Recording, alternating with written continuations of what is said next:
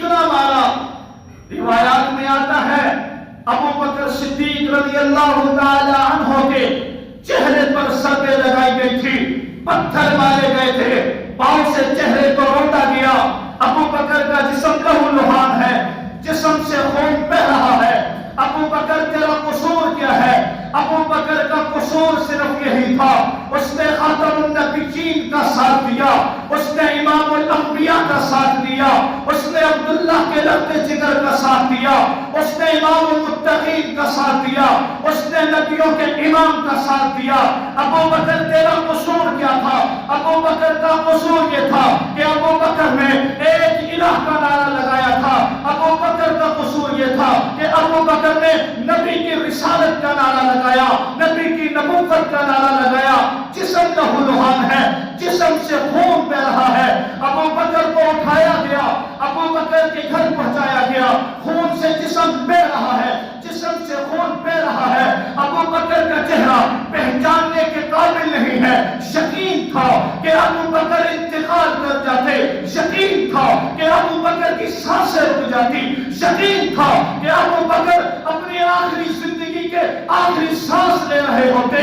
ابو بکر کے والدین جمع ہوئے, ہوش میں لایا گیا, بات کرنے کی کوشش کی گئی, لیکن خدا کی قسم ہے جب ابو بکر ہوش میں آئے اور جب بات کی, جو پہلا جملہ کہا, جو پہلے الفاظ نکالے, جو پہلی بات کی, جو پہلے الفاظ نکالے وہ یہ تھے, مجھ سے حال پوچھنے والوں میرا حال بعد میں پوچھنا, یہ بتاؤ کہ ابو بکر کے نبی کی کیا حال ہے.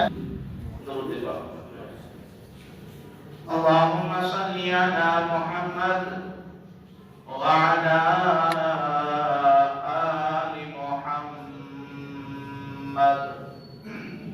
رب اشرح لي صدري ويسر لي أمري واحلل عقدة من لساني يفقهوا قولي.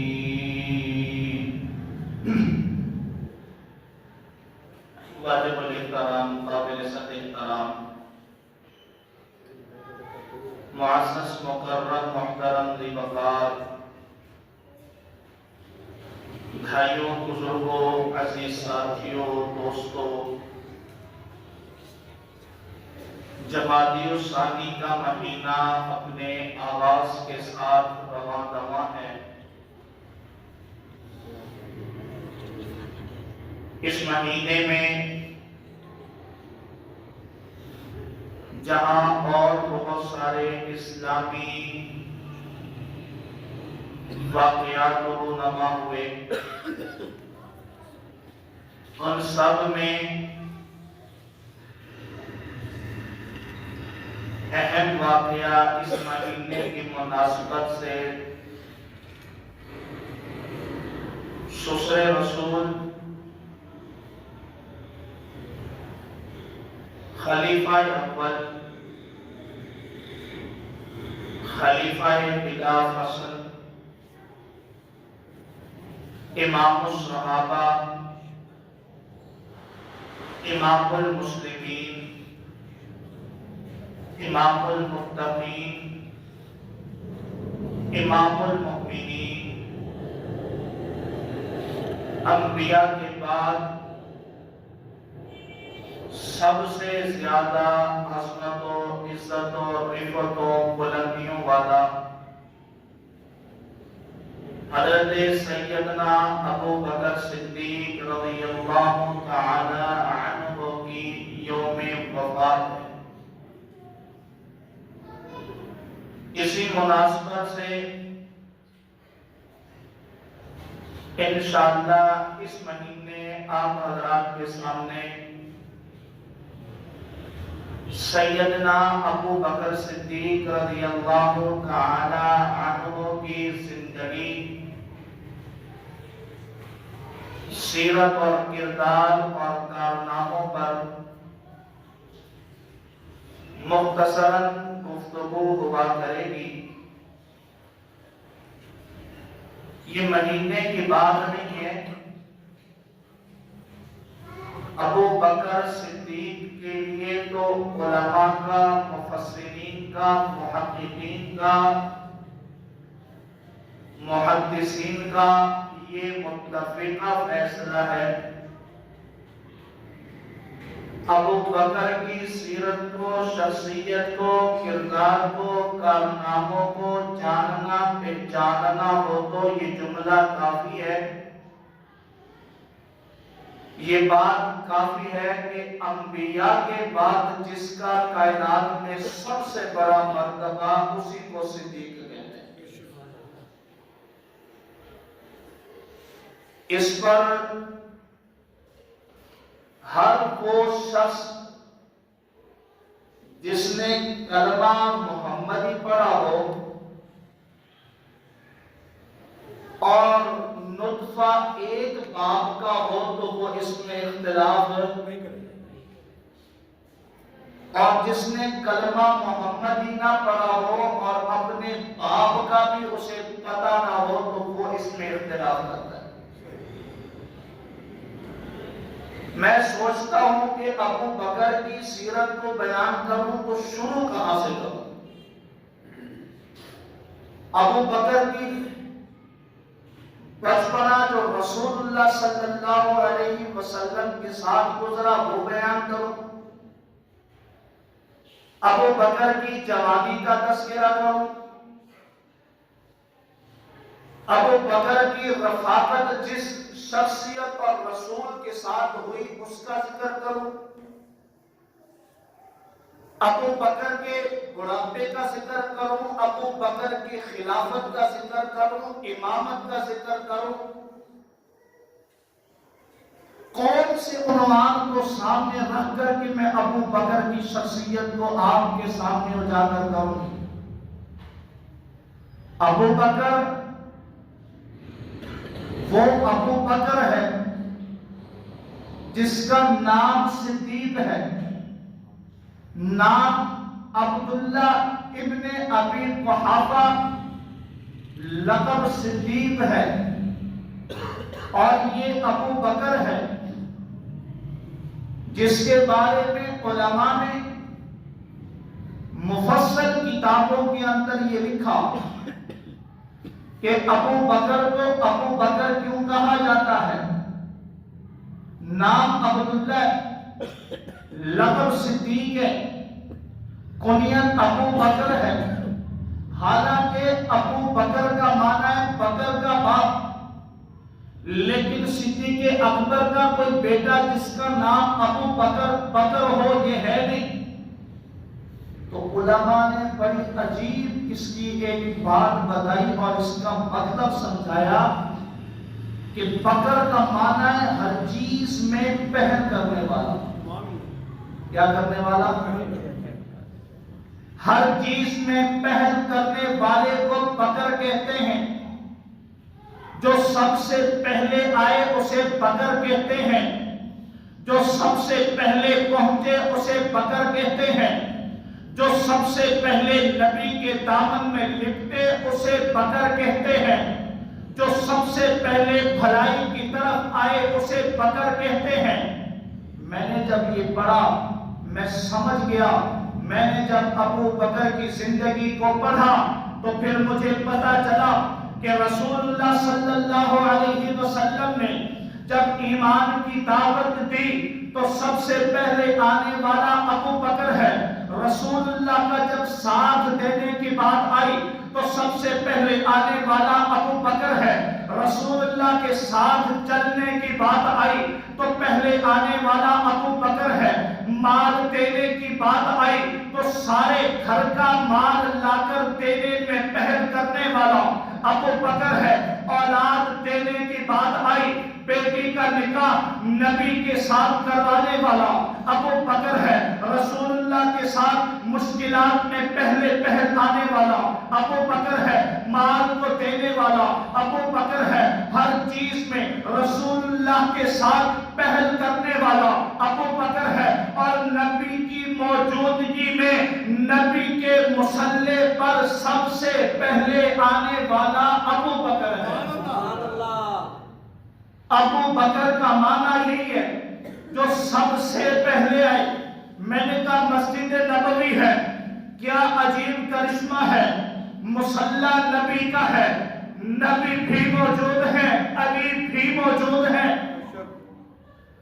نبی نے ابو بکر کو کہا کہ میرے مصلی پر امامت کروا، اور علی نے بزبان حال کہا جو نبی کی موجودگی پر نبی کے مصلی پر آئے وہ بھی علی کا امام کہلواتا ہے۔ اس لیے علماء نے ابو بکر کا معنی یہ لکھا جو سب سے پہلے اسلام کو اجاگر کرنے والا۔ میں صبح ایک واقعہ پڑھ رہا تھا کہ جب رسول اللہ صلی اللہ علیہ وسلم کے اوپر ایمان لانے والوں کی تعداد 38 ہو گئی، کتنی؟ 38 ہو گئی۔ ابو بکر صدیق رضی اللہ تعالی عنہ نے کہا یا رسول اللہ میرا دل یہ چاہتا ہے کیوں نہ علن اعلان تبلیغ شروع کر دیں، میں جا کر کے سب سے پہلے آپ کی نبوت کا، اللہ کی وحدانیت کا، آپ کے رسالت کا، اللہ کی وحدانیت کا، آپ کی سچائی کا، اللہ کی وحدانیت کا، آپ کی سب سے پہلے امانت داری کا نعرہ میں لگاؤں گا۔ یا رسول اللہ مجھے اجازت تو دیجیے نا۔ اللہ کے نبی نے کہا ابو بکر ٹھہر جاؤ، ابھی تعداد کم ہے۔ حضرت عائشہ رضی اللہ تعالی عنہا یہ واقعہ بیان کرتی ہیں، ابو بکر نے کہا یا رسول اللہ میرا دل چاہتا ہے مجھے اجازت دیں، کم ہے تو کیا ہوا، کوئی نیا کوئی آپ چھپ کر تھوڑی نہ عبادت کرنے کے لیے آئے ہیں۔ ابو بکر مسجد حرام کے دروازے پر کھڑے ہو کر کے علن اعلان دعوت و تبلیغ کی صدا بلند کرتے ہیں اور لوگوں سے کہتے ہیں لوگوں ایک اللہ کی عبادت کرو، یہ نبی جو لے کر آیا ہے یہ آنے والا بھی سچ ہے، بھیجنے والا بھی سچ ہے، اور جو یہ لے کر آیا ہے وہ بھی سچا ہے۔ یہ بات اس وقت ابو بکر نے کہی جب 38 لوگ مسلمان ہوئے تھے۔ ابو بکر کا یہ کہنا تھا اس وقت جو مکہ کے مشرکین اور کفار ٹوٹ پڑے اور اتنا مارا، روایات میں آتا ہے ابو بکر صدیق رضی اللہ تعالی عنہ کے چہرے پر سربے لگائی گئی تھی، پتھر مارے گئے تھے، پاؤں سے چہرے کو روٹا گیا۔ ابو بکر کا جسم لہو لہان ہے، جسم سے خون بہ رہا ہے۔ ابو بکر تیرا قصور کیا ہے؟ ابو بکر کا قصور صرف یہی تھا اس نے خاتم النبیین کا ساتھ دیا، اس نے امام الانبیاء کا ساتھ دیا، اس نے عبداللہ کے لخت جگر کا ساتھ دیا، اس نے امام المتقین کا ساتھ دیا، اس نے نبیوں کے امام کا ساتھ دیا۔ ابو بکر تیرا قصور کیا تھا؟ ابو بکر کا قصور یہ تھا کہ ابو بکر نے ایک الہ کا نعرہ لگایا تھا۔ ابو بکر کا قصور یہ تھا کہ ابو بکر نے نبی کی رسالت کا نعرہ لگایا، نبی کی نبوت کا نعرہ لگایا۔ جسم لہو لہان ہے، جسم سے خون بہ رہا ہے۔ ابو بکر کو اٹھایا گیا، ابو بکر کے گھر پہنچایا گیا، خون سے جسم بہ رہا ہے، جسم سے خون بہ رہا ہے۔ ابو بکر کا چہرہ پہچاننے کے قابل نہیں ہے۔ یقین تھا کہ ابو بکر انتقال کر جاتے، یقین تھا کہ ابو بکر کی سانسیں رک جاتی، یقین تھا کہ ابو بکر اپنی آخری زندگی کے آخری سانس لے رہے ہوتے۔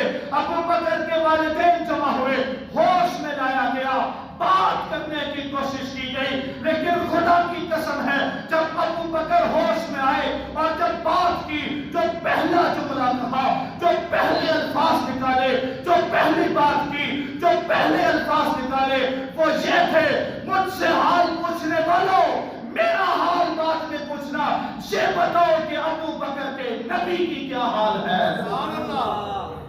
بتانے والوں نے بتایا، رشتہ دار جو قریب بیٹھے تھے اٹھ کے کھڑے ہو گئے، ابو بکر کی ماں سے کہنے لگے اس کو کچھ کھلا دینا ورنہ یہ مر جائے گا، یہ پھر بھی اس نبی کی بات کرتا ہے۔ ابو بکر کی ماں آئی، سمجھایا بیٹا یہ دوائی پی لو، دوائی کھا لو، درد میں اضافہ نہیں ہوگا، افاقہ ہو جائے گا، کم ہو جائے گی۔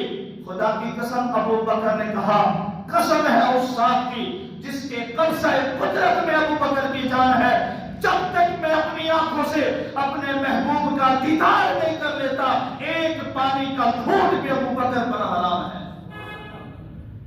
ابو بکر کی شخصیت کو جاننے والوں اور تانا سن ہونے والوں، صرف وہ بے باک خطیب ہے جس نے دشمنوں کے جھرمٹ میں اللہ کی توحید کا نعرہ لگایا ہے۔ آج ہم اپنے خاندان میں حق کی بات کرنے سے کتراتے ہیں، ہمیں ڈر لگتا ہے، ہمیں محسوس ہوتا ہے کہ خاندان والے ناراض ہو جائیں گے، بہن بھائی ناراض ہو جائیں گے۔ ابو بکر کی ماں ابھی تک اسلام نہیں لائی ہے، باپ اسلام نہیں لایا ہے، ماں باپ ابھی تک مسلمان نہیں ہوئے، ابو بکر علی اعلان توحید کی صدا بلند کر رہا ہے۔ حضرت ابو بکر کی ماں نے ابو بکر کو بڑا سمجھایا۔ ابو بکر نے کہا نہیں، ام جمیل بنت خطاب کے گھر میں جائیے، پوچھ کر آئیے میرے نبی کی کیا کیفیت ہے۔ حضرت ابو بکر کی ماں ام جمیل کے گھر جاتی ہیں اور پوچھتی ہیں کہ بتاؤ محمد بن عبداللہ کہاں ہے؟ میرا بیٹا عبداللہ بن ابی قحافہ کھانے کے قابل نہیں، وہ کچھ کھا نہیں رہا، حالت تشویشناک ہے۔ ام جمیل نے کہا کس محمد بن عبداللہ کی بات کرتی ہو؟ میرے پاس کوئی محمد بن عبداللہ آیا ہی نہیں، لیکن اتنا کر سکتی ہوں کہ میں تمہارے ساتھ جا کر تیرے بیٹے کی خبر گیری کر سکتی ہوں۔ ام جمیل حضرت ابو بکر کی ماں کے ساتھ ابو بکر کے گھر میں آتی ہے۔ نبی حضرت ابو بکر ام جمیل کی طرف دیکھتے ہیں، لیکن ام جمیل آنکھوں سے اشارہ کر کے بتاتی ہے میں نبی کا حال تجھے بتاؤں گی، لیکن تیری ماں کھڑی ہے، بات پھر لیک ہو جائے گی، پھر میرا نبی خطرے میں آ جائے گا۔ ابو بکر نے کہا میری ماں کی فکر نہ کرو، بتاؤ نبی کی کیا کیفیت ہے۔ حضرت ام جمیل نے کہا ابن ارقم کے گھر میں موجود ہے، صحیح ہے، سلامت ہے، کوئی چوٹ نہیں آئی، آپ یہ دوائی پی لیجئے، آپ یہ دوائی کھا لیجئے، آپ یہ شربت پی لیجئے۔ خدا کی قسم ابو بکر نے کہا اس وقت تک کچھ نہیں کھاؤں گا جب تک اپنے نبی کو نہ دیکھ لو۔ چنانچہ ام جمیل فرماتی ہے جب رات کی تنہائی ہو گئی، جب پورے مکے میں سکون چھا گیا، میرے کندھے پر ابو بکر کا ہاتھ ہے، دوسرا ہاتھ حضرت ابو بکر کی ماں کے کندھے پر ہے۔ ہم نے اپنے کندھوں کے سہارے ابو بکر کو اٹھایا ہے، ابن ارقم کے گھر میں لے کر گئے۔ جب دروازہ کھلا ادھر سے نبی نے دیکھا کہ ابو بکر آئے ہیں۔ ابو بکر کی نظریں نبی کے چہرے پر پڑی، نبی کی نظریں ابو بکر کے چہرے پر پڑی۔ جب ابو بکر کی نظریں نبی کے چہرے پر پڑتی ہیں، ابو بکر کو تسلی ہوتی ہے، اطمینان ہوتا ہے، سکون ہوتا ہے کہ میرا نبی حفاظت سے ہے۔ لیکن جب نبی کی نظریں ابو بکر کے چہرے پر پڑتی ہیں، خدا کی قسم نبی کی آنکھوں سے آنسو برس پڑتے ہیں، آنسو نکل پڑتے ہیں۔ ابو بکر کا چہرہ سختی ہے، ابو بکر کا چہرہ لہو لہان، ابو بکر کا چہرے سے خون بہتا ہے۔ خدا کی قسم ہے نبی اٹھتے ہیں، اپنی جگہ سے اٹھتے ہیں، ابو بکر کو اپنے ہاتھوں پر لٹاتے ہیں اور پیشانی پر بوسہ دے کر کہتے ہیں ابو بکر تو نے میرے ساتھ رہنے کا حق ادا کر دیا۔ یہ ابو بکر ہے جو رسول اللہ صلی اللہ علیہ وسلم کے لیے سب سے پہلے میدان میں نکلا ہے، اور میدان میں نکل کر کے اپنی جان کو ہتھیلی پر رکھا ہے۔ اسی طرح حضرت ابو بکر صدیق رضی اللہ تعالی عنہ وہ شخصیت ہے جس کے بارے میں ایک بہت بڑے عالم نے، قاضی ایاز حسین محمد بن احمد الزبیدی نے اپنی کتاب کے اندر یہ واقعہ لکھا ہے کہ ایک مرتبہ رسول اللہ صلی اللہ علیہ وسلم کی خدمت میں جناب ابو بکر صدیق رضی اللہ تعالیٰ عنہ تشریف لاتے ہیں اور عرض کرتے ہیں یا رسول اللہ میں نے ساری زندگی کبھی کسی بت کو سجدہ نہیں کیا ہے، ساری زندگی کبھی کسی بت کو سجدہ نہیں کیا۔ اتنے میں حضرت عمر رضی اللہ تعالیٰ عنہ بھی تشریف لے آئے اور حضرت عمر نے کہا ابو بکر کیا کہتے ہو؟ ساری زندگی گزر گئی، کبھی کسی بت کو سجدہ نہیں کیا۔ وہ جو آپ کا دور جہالت کا زمانہ گزرا ہے، اس زمانے میں، اس دور میں جب ہر کوئی بتوں کو پوجتا تھا، تیرا باپ اس وقت بتوں کو پوجتا تھا، کیا کبھی اس وقت بھی تو نے بتوں کو سجدہ نہیں کیا؟ جب حضرت عمر نے یہ سوال کیا، حضرت ابو بکر صدیق رضی اللہ تعالی عنہ فرماتے ہیں کہ عمر، میں بچہ تھا، 6-7 سال کا تھا، ایک مرتبہ میرا باپ مجھے بازو سے پکڑ کر کے بت خانے میں لے گیا، اور بت خانے میں لے جا کر کے مجھ سے کہنے لگا یہ جو بت پڑے ہیں نا سارے، ان کی پوجا کرو، ان سے مانگو، یہ تیرے حاجات پوری کریں گے، تیری دعاؤں کو، تمناؤں کو، التجاؤں کو یہ سنیں گے، یہ تیری مرادیں پوری کریں گے۔ چنانچہ ابو بکر فرماتے ہیں مجھے اس بت خانے میں بھیج کر میرا والد باہر سے کنڈی لگا کر چلا گیا۔ اب میں نے ایک بت کے سامنے جا کر کے کہا میں بھوکا ہوں، مجھے کھانا دو۔ میں نے جب یہ سوال کیا، تھوڑی دیر رکنے کے بعد مجھے بت کی طرف سے کوئی جواب نہیں آیا، نہ ہی مجھے کھانا ملا۔ میں دوسرے بت کے پاس گیا، میں نے کہا جی مجھے پہننے کے لیے کپڑے چاہیے، پہننے کے لیے کپڑے دو۔ اب یہ ابو بکر ہیں، یہ 6-7 سال کی عمر میں بت خانے میں موجود بتوں سے سوال کر رہے ہیں۔ جس سے کپڑوں کا سوال کیا، بلاخر اس سے بھی کوئی جواب نہ آیا۔ ابو بکر اس کو چھوڑ کر کے تیسرے بت کے پاس چلے گئے اور کچھ چیزیں اس سے مانگی، اس کی طرف سے بھی کوئی جواب نہیں آیا۔ ابو بکر فرماتے ہیں کہ میں نے ایک پتھر اٹھایا اور پتھر اٹھا کر کے میں نے کہا اگر تم مجھے جواب نہیں دو گے تو میں یہ پتھر ماروں گا، اور اگر تم میں ہمت ہے، طاقت ہے، اگر تم واقعی معبود ہو تو اپنے آپ کو اس پتھر سے بچا کر دکھاؤ۔ تھوڑی دیر بعد پھر جواب نہیں آیا۔ ابو بکر فرماتے ہیں پھر میں نے پتھر اٹھائے اور سارے بتوں کو ملٹا میٹ کر دیا، کسی کا ناک توڑ دیا، کسی کا بازو توڑ دیا۔ یہ کام ابھی چل رہا تھا، یہ چھانٹی ابھی چل رہی تھی، اتنے میں ابو قحافہ آئے، دروازہ کھولا، بیٹا یہ کیا ہو رہا ہے، یہ کیا کر رہے ہو؟ تھپڑ مارا مجھے زور سے۔ میں نے کہا ابا آپ نے کہا تھا ان سے مانگو، میں مانگ رہا ہوں۔ اس سے روٹی مانگی، اس نے روٹی نہیں دی، اس سے کپڑے مانگے، اس نے کپڑے نہیں دیے، اس سے فلاں چیز مانگی، اس نے فلاں چیز نہیں دی۔ میں نے کہا پتھر ماروں گا، باز آ جاؤ، پتھروں سے خود کو بچا نہیں سکے، اب یہ معبود ہے کیسے؟ ابو بکر کا ہاتھ پکڑا، گھر لے گئے، ماں کے سامنے جا کر کے لٹا لیا اور کہا بتائیں آپ کے بیٹے نے آج کیا گستاخی کی ہے، پتہ ہے آپ کے بیٹے نے آج کیا توہین کی ہے؟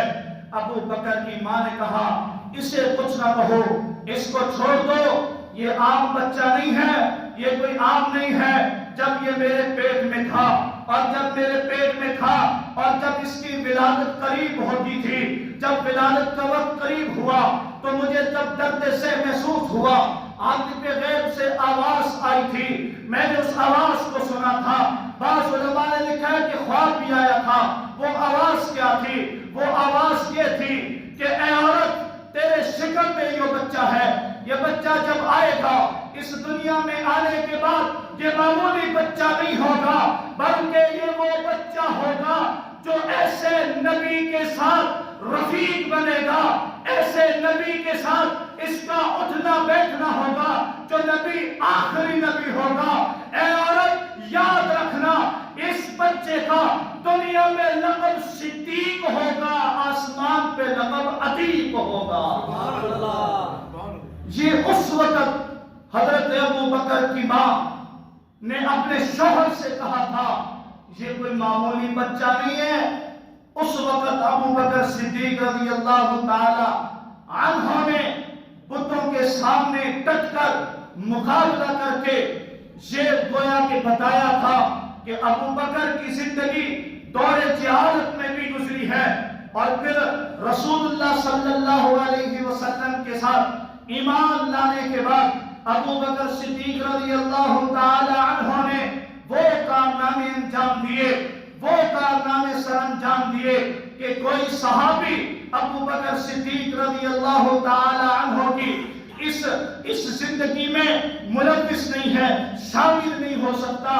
آپ کے سامنے میں نے قرآن مجید کی آیت پڑھی، اور ابو بکر کے بارے میں بھی ایک آیت مبارکہ ہے، ثانی اثنین اذ ہما فی الغار اذ یقول لصاحبہ لا تحزن ان اللہ معنا، کہ ابو بکر کے ساتھ ہیں اللہ۔ اب یہاں ایک نقطہ علماء نے بیان کیا ہے کہ اللہ نے قرآن مجید کے اندر طبقے بیان کیے ہیں جن کے ساتھ اللہ ہے۔ نمبر ایک، ان اللہ مع المتقین، اللہ متقین کے ساتھ ہے۔ ان اللہ مع المؤمنین، اللہ ایمان والوں کے ساتھ ہے۔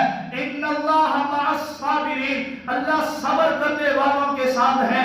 یہ طبقے اللہ نے بیان کیے ہیں کہ اگر متقی ہیں تو اللہ ساتھ ہے، اگر مؤمنین ہیں تو اللہ ساتھ ہے، اگر صابرین ہیں تو اللہ ساتھ ہے۔ یہاں مانن شرط پائی جا رہی ہے، یہاں اللہ شرط کی بنا پر اپنی معیت کا وعدہ کرتے ہیں۔ وہ شرط کیا ہے؟ اگر متقین ہیں تو اللہ ساتھ ہے، اگر مومنین ہیں تو اللہ ساتھ ہے، اگر صابرین ہیں تو اللہ ساتھ ہے۔ لیکن ابو بکر صدیق وہ واحد دنیا کا مومنین ہے، وہ واحد دنیا کا متقی ہے، وہ واحد دنیا کا صابرین میں سے ہے جس کی معیت کا اللہ نے قرآن میں اعلان کیا۔ یہ نہیں کہا ابو بکر اگر تم متقی ہوگا پھر اللہ تیرے ساتھ ہوگا، یہ نہیں کہا اے ابو بکر اگر تو صبر کرنے والا ہوگا پھر اللہ تیرے ساتھ ہوگا، یہ نہیں کہا اے ابو بکر اگر تو سچا ہوگا، اگر تو مومن ہوگا پھر اللہ تیرے ساتھ ہوگا، بلکہ اللہ نے بیان کیا ان اللہ معنا، اللہ تمہارے ساتھ ہے۔ تو پتہ چلا ابو بکر سچوں میں سب سے بڑا ہے، مومنوں میں سب سے بڑا ہے، متقین میں سب سے بڑا ہے، مومنین میں سب سے بڑا ہے۔ ابو بکر سے بڑا کائنات میں کوئی مومن ہو ہی نہیں سکتا۔ یہ اللہ کے قرآن میں سے علماء نے یہ نقطہ دیا ہے۔ اس لیے آپ سے گزارش یہ ہے کہ 22 جمادی الثانی قریب آ رہا ہے، اس 22 جمادی الثانی کو حضرت ابو بکر صدیق رضی اللہ تعالی عنہ کی یوم وفات ہے۔ اس لیے اس وقت ہماری سوچ اور فکر یہ ہے کہ جو حضرات اسکول کے اندر ٹیچر ہیں یا پرنسپل ہیں، ان سے بڑی ادب کے ساتھ یہ گزارش ہے کہ اپنی اسکولوں کے اندر سیمینار کروائیں، پروگرام کروائیں، حضرت ابو بکر صدیق رضی اللہ تعالی عنہ کی سیرت و صورت و شخصیت کو اجاگر کریں، اپنے بچوں میں حضرت ابو بکر صدیق رضی اللہ تعالی عنہ کی سیرت و کردار کو اجاگر کریں۔ اللہ تعالیٰ سے دعا ہے کہ اللہ تعالیٰ ہم سب کا حامی و ناصر ہو، اللہ تعالیٰ ہم سب کو صحیح معنوں کے اندر صحابہ کرام رضوان اللہ تعالی علیہم اجمعین کی زندگی پر عمل پیرا ہونے کی توفیق عطا فرمائے۔ 22 جمادی الثانی کو انشاءاللہ العزیز مد صحابہ جلوس ہوگا، ابھی سے ہم تیاری کریں گے، آپ ساتھ دیں گے انشاءاللہ، آپ ساتھ چلیں گے انشاءاللہ۔ حضرت ابو بکر صدیق کے 22 جمادی الثانی کو آپ تعطیل کا اعلان کروانے کے لیے مد صحابہ جلوس میں شرکت کریں گے انشاءاللہ۔ اللہ تعالی ہم سب کا عمل کی توفیق عطا فرمائے۔ وما علینا الا البلاغ المبین۔